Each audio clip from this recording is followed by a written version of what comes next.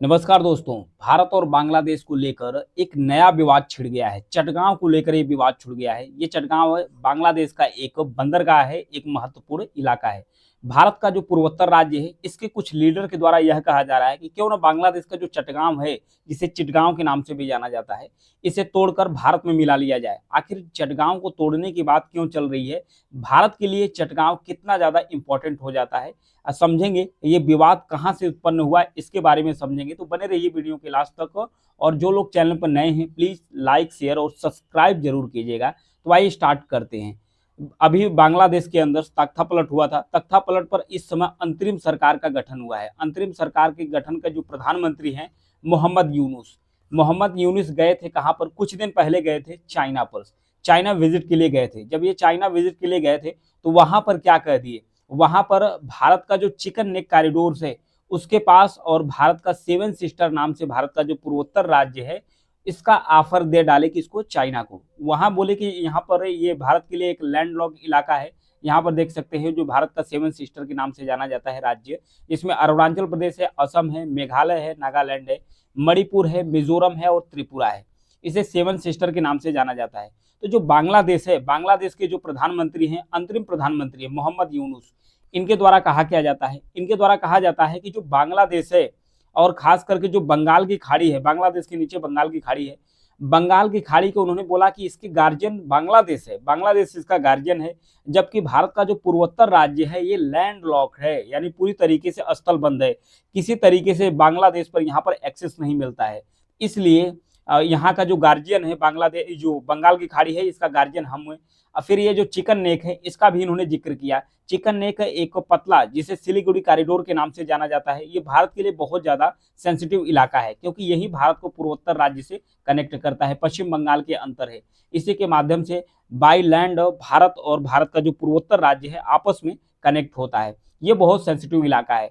यहीं पर ये जो सिक्किम का इलाका है, फिर यहाँ पर है भूटान, और इन दोनों के बीच में सिक्किम भी भारत का हिस्सा है। भारत का हिस्सा क्या, भारत का राज्य है। यहाँ पर देखिए सिक्किम और भूटान के बीच में एक इलाका है जिसका नाम है डोकलाम। डोकलाम पर भी भूटान, भारत और चाइना को लेकर काफी ज्यादा विवाद हो चुका था। तो यहाँ पर भी स्टैंड अप हुआ था, चाइना और भारत की जो सेना है उसके बीच में हुआ है। तो यहाँ तक तो चाइना पहुंच चुका है।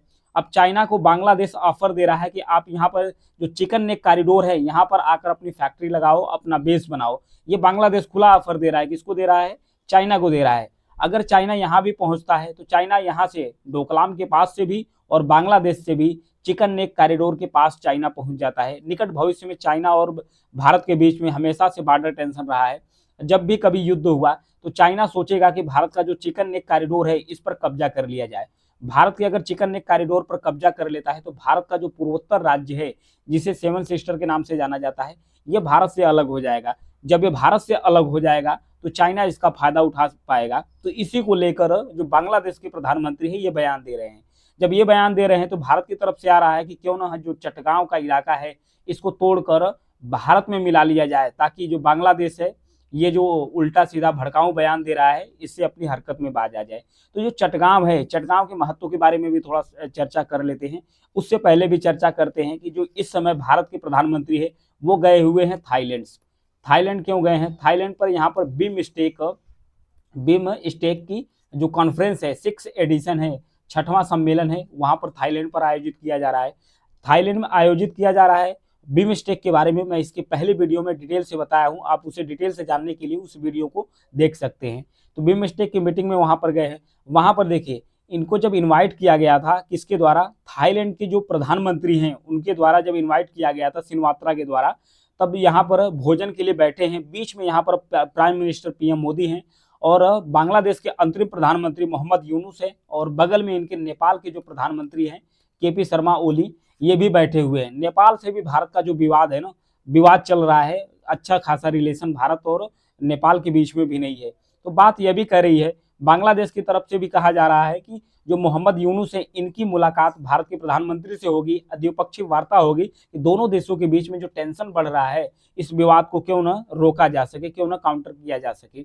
भारत के विदेश मंत्रालय यानी कि भारत के जो विदेश मंत्री हैं डॉक्टर एस जयशंकर साहब, वो भी बीमस्टेक को जब एड्रेस कर रहे थे, संबोधित कर रहे थे, तो इनके द्वारा भी स्टेटमेंट दिया गया था। इनके द्वारा स्टेटमेंट दिया गया था कि कुछ लोग वेग वेग में आकर कुछ उलूल जुलूल बातें बोल देते हैं, जैसे कि इन्होंने जो बांग्लादेश के अंतरिम प्रधानमंत्री हैं मोहम्मद यूनुस, इन्हीं पर वो भी कटाक्ष करते हुए नजर आए।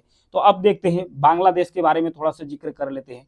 अगर पूरे भारतीय उपमहाद्वीप की अगर बात कर लिया जाए, पूरे भारतीय उपमहाद्वीप की अगर बात कर लिया जाए, तो जो बांग्लादेश है, बांग्लादेश भारत का सबसे बड़ा जो व्यापारिक साझेदार है, ध्यान रखिएगा, भारत का सबसे बड़ा व्यापारिक साझेदार है।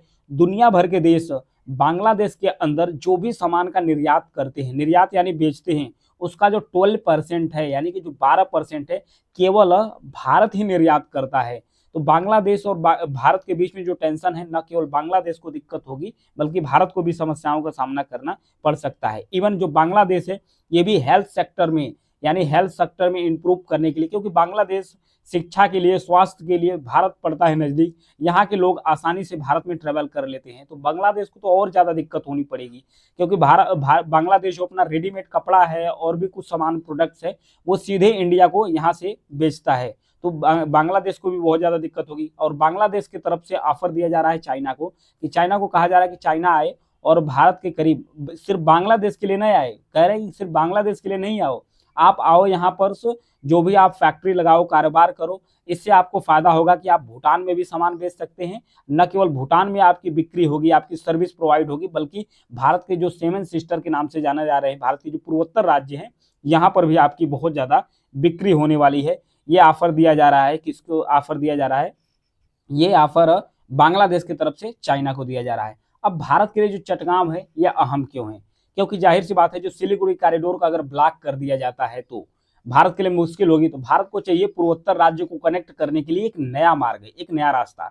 तो भारत के लिए एक नया रास्ता होगा क्या? जो बे ऑफ बंगाल है, बंगाल की खाड़ी से होकर, या तो म्यांमार के रास्ते से भी कई सारे पोर्ट यात्रा बना रहा है भारत। तो ये भारत पूर्वोत्तर राज्य में आसानी से पहुंच सकता है। और भारत के लिए एक दूसरा रास्ता होगा चटगांव। तो चटगांव, भारत के जो पूर्वोत्तर राज्य के लीडर्स हैं, ये कह रहे हैं कि अगर चटगांव को तोड़कर भारत में मिला लिया जाता है तो भारत सीधे बे ऑफ बंगाल, यानी बंगाल की खाड़ी से होते हुए सीधे चटगांव के माध्यम से जो पूर्वोत्तर राज्य है वहां आसानी से पहुंच सकता है। यहाँ भारत किसी भी तरीके से अपने सामान को भी पूर्वोत्तर राज्य में प्रोवाइड आसानी से पहुंचा सकता है। और इसके बीच की जो दूरी है ना, ये भी कम है, क्योंकि भारत को जो सिलीगुड़ी कॉरिडोर है, यहाँ पर देखिए, जो भारत में जो सिलीगुड़ी कॉरिडोर है, ध्यान से रखिएगा, सिलीगुड़ी कॉरिडोर, इससे दूरी कितनी है? इससे अगर भारत बाई लैंड पहुंचता है तो भारत पूर्वोत्तर राज्य में भारत को पहुंचने के लिए कितना दूरी तय करना पड़ता है? 1570 किलोमीटर की यात्रा तय करना पड़ता है। 8 से 10 दिन लगते हैं, 8 से 10 दिन लगते हैं भारत के पूर्वोत्तर राज्य में पहुंचते बाई लैंड सिलीगुड़ी कॉरिडोर के माध्यम से। फिर उसके बाद खर्च कितना आता है? 7,000 रुपये प्रति टन परिवहन लागत यहाँ पर आ जाती है। वहीं अगर कोलकाता से बात किया जाए, कोलकाता से चटगांव जाने के लिए, भारत का जो कोलकाता राज्य है वहां से सीधे अगर चटगांव के लिए जाया जाए तो इसके लिए भारत को जो दूरी है ये कम पड़ेगी। भारत के लिए आराम से चटगांव के लिए दूरी कम पड़ जाएगी। कितनी दूरी कम पड़ जाएगी? अगर समुद्री दूरी की बात किया जाए तो भारत के कोलकाता से सीधे लगभग 650 किलोमीटर पड़ेगा, 650 किलोमीटर पड़ेगा। और फिर चटगांव से भारत का जो पूर्वोत्तर राज्य है यहाँ पर पहुंचने के लिए 250 किलोमीटर की यात्रा तय करना पड़ेगा। यानी टोटल मिलाकर भारत को 800 किलोमीटर की यात्रा करना पड़ेगा। तो यानी कि 800, भारत का लगभग 8 से 20% तक प्रति टन जो खर्च होता है, परिवहन पर जो पैसा खर्च होता है, वो भारत को बचेगा। इससे भारत को बहुत ज्यादा लाभ होगा।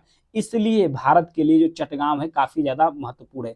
न केवल भारत की व्यापारिक दृष्टि से चटगांव महत्वपूर्ण है, बल्कि भारत का जो स्ट्रैटेजिक है, रणनीतिक रूप से महत्वपूर्ण है कि अगर सिलीगुड़ी कॉरिडोर पर धावा बोलता है तो भारत एक अलग रास्ता भारत को मिल जाएगा, भारत आसानी से वहां पर पहुंच सकता है।